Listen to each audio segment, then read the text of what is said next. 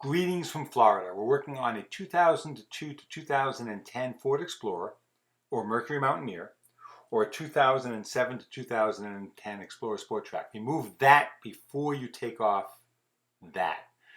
You got to take off the plate around the handle before you remove the switch housing. Otherwise you'll break the switch housing.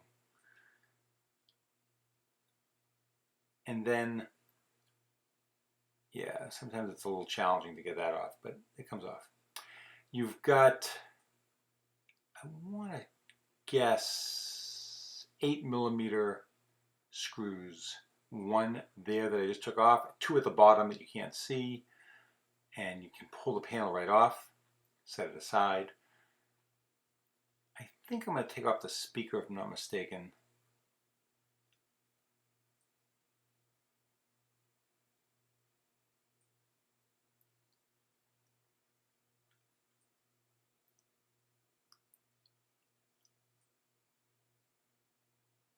I don't remember what size those were. I'm sorry I didn't write it down, but you'll figure it out. You're a bright student.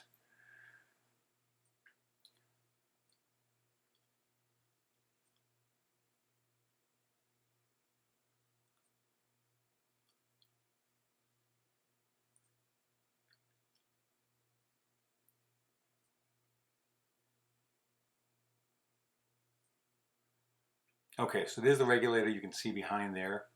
I'm unplugging that wiring harness right there. By the way, if you need these, check out my website, upanddownmainstreet.com, upanddownmainstreet.com. We ship them pretty quick. You'll have them in a couple days. You can do this yourself.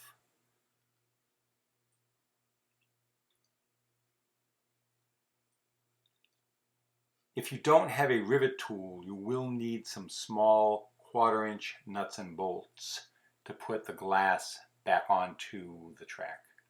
But you'll see that in a minute.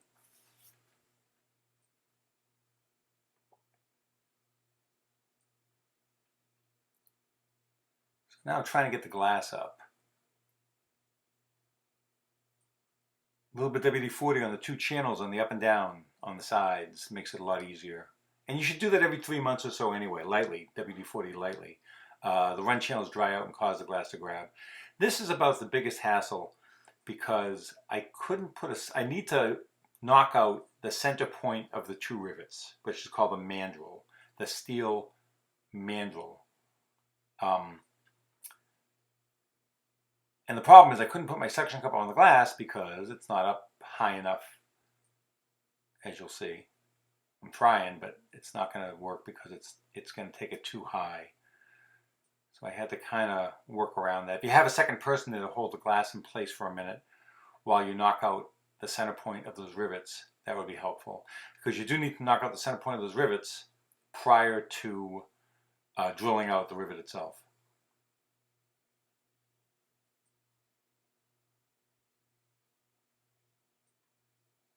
Looks like I did get it to where I needed it to. So you're going to drill out the two rivets. Then you can put the glass up all the way.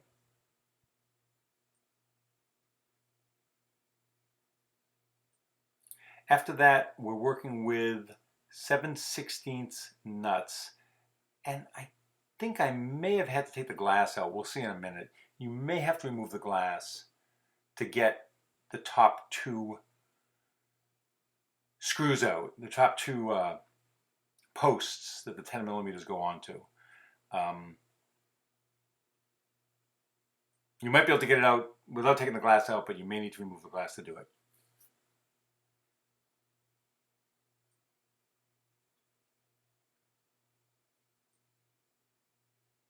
I'm looking for my 7/16.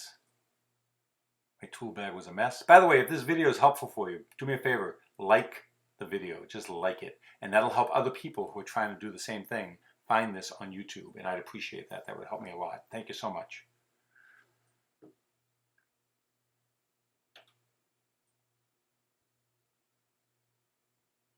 If you have any questions, go ahead and ask them right here on YouTube. I'll be glad to get back to you with an answer within a day or so.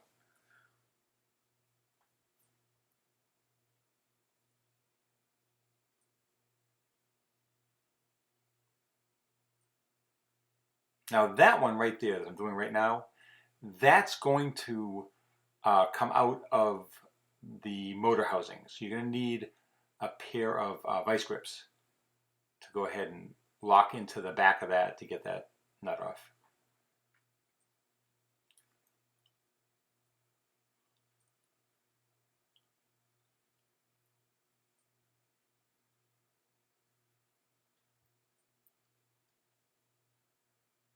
Plug comes out, but with a little bit of difficulty. And here's where I was trying to push back enough.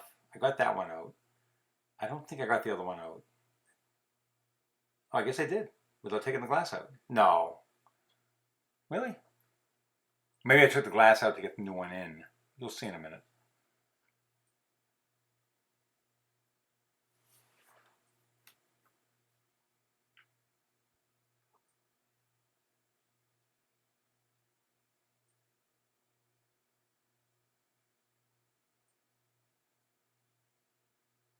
I'm just reaching in to get all the broken pieces out of the door.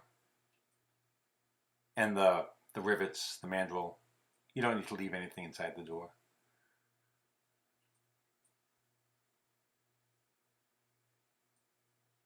You can see I'm wearing a green shirt because it was St. Patty's Day. So here's the new one. Make sure you have the correct one before you take out the old one.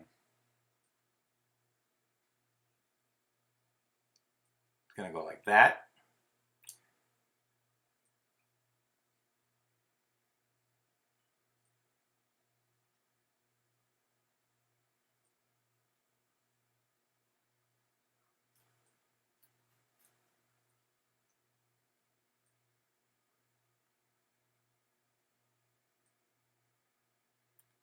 Yeah, here's where I ran into some trouble.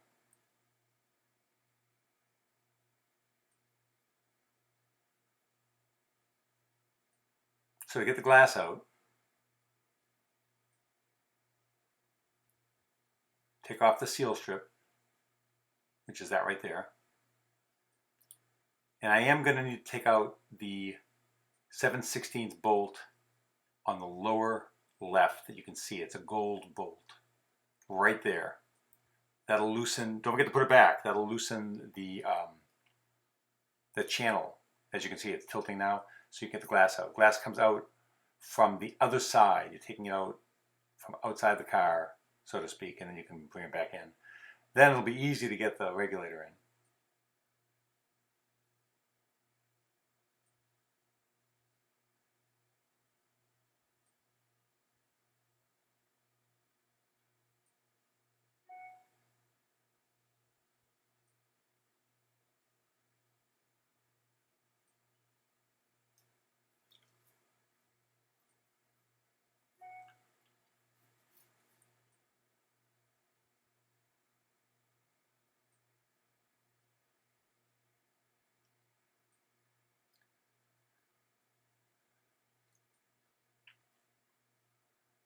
Tighten everything down.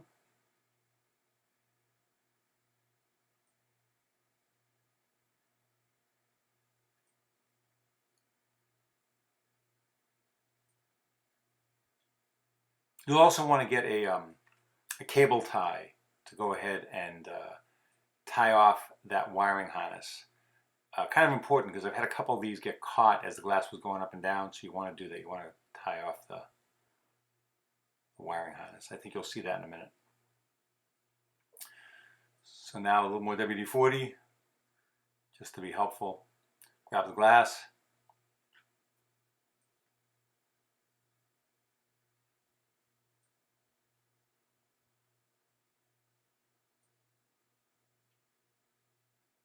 I'm plugging this in just so I can move the brackets up and down.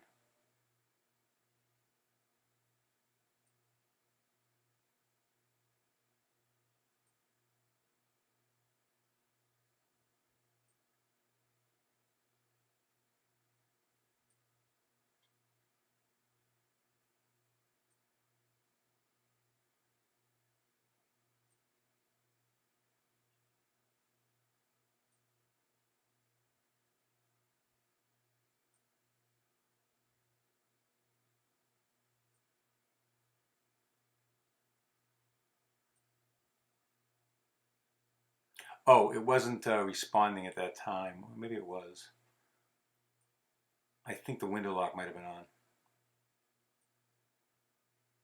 So you can see where I put the cable tie to hold the wires in place. You definitely want to do that. Otherwise they might get caught inside.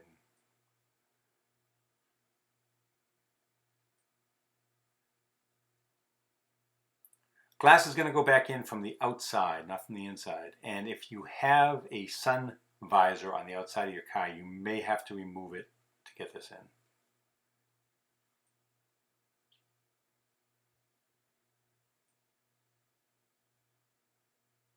Smoke visor, a smoke screen, I should say. It's those plastic screens that go on the top.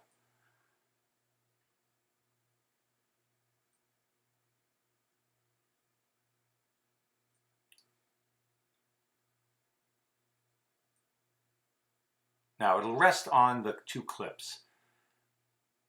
Put the seal strip back on before you rivet it back in. Now I've got a rivet tool for the 1/4" regulator rivets. You may not have access to said tool, in which case you could get small 1/4" nuts and bolts.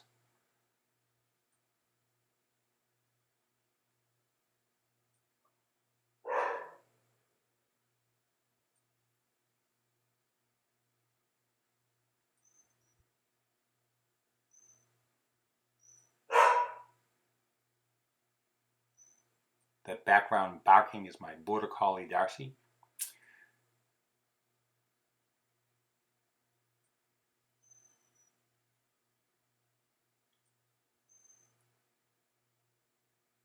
Makes it much easier if you have this rivet tool, because you can just put the rivet in, pop it off, boom, you're done.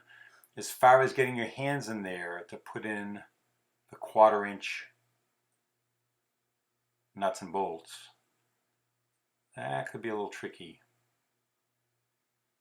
I have no video to show you how to do that because I don't do that.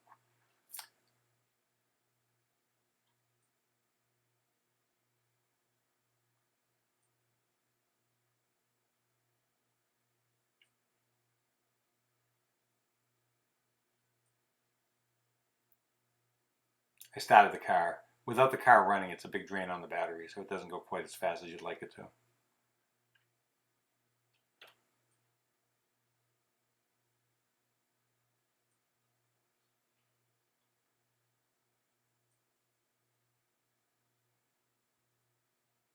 Just giving it another shot at WD-40. Seems to be fine.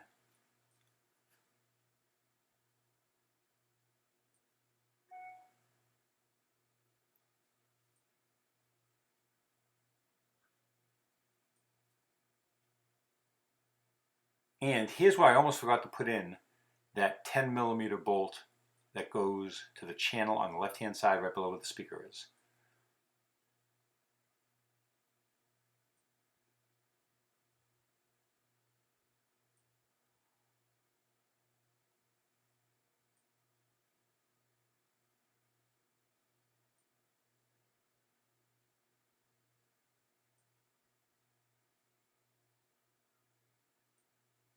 Probably because I was chatting away with my customer, so I forgot it, but I got it back on.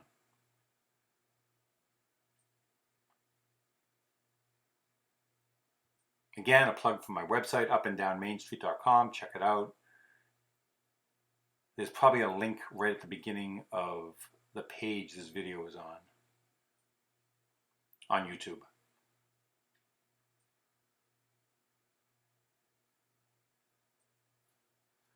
As you'll note, I did forget that 7/16 bolt.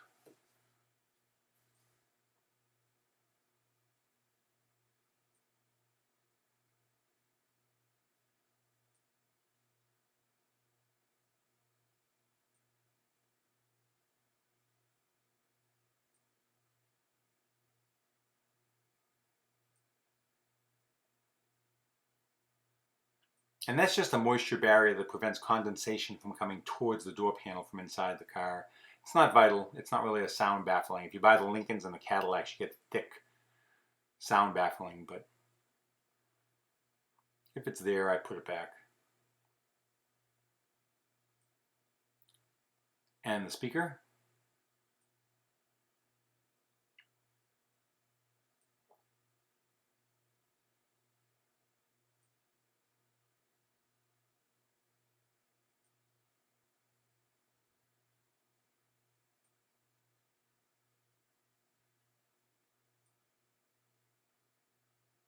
There we go. Just remembered.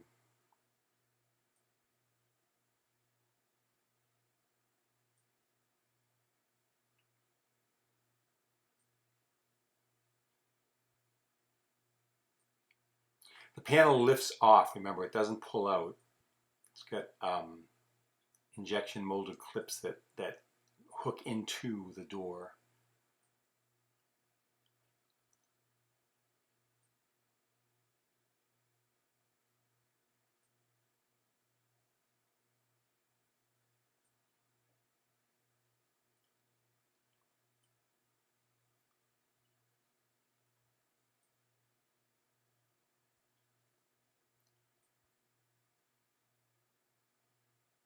One small bolt there, two on the bottom.